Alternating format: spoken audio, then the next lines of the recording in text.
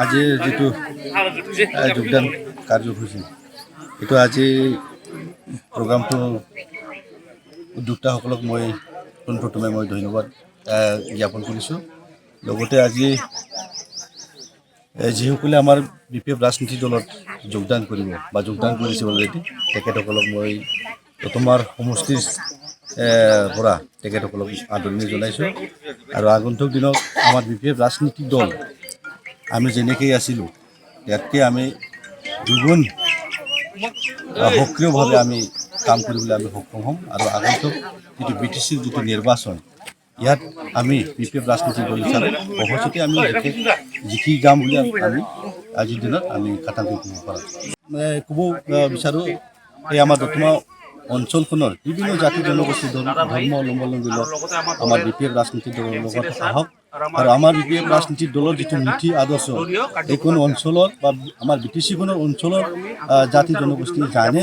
যিটো যোৱা 2005ৰ পৰা যোৱা 2020লৈকে আমাৰ বিপিএফ ৰাজনীতি দলৰ যিটো অৱদান ৰাইজক লগত লৈ আমি যিটো উন্নতিৰ যিটো ধাৰা বা আমি যিটো উন্নতি কৰিছে এইটো এইখন অঞ্চলত বা BTCবাসী ৰাইজে কেতিয়াও নাপাহৰে।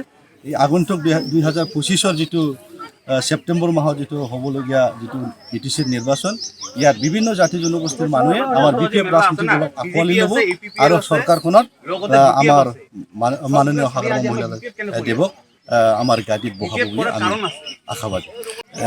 তেনেকুৱা যিয়ে নহওক কোনে ব্যৱসায়ী বা বেলেগ ৰাজনীতি দল আমাৰ দতমা সমষ্টিখনত একো প্ৰভাৱ নপৰে।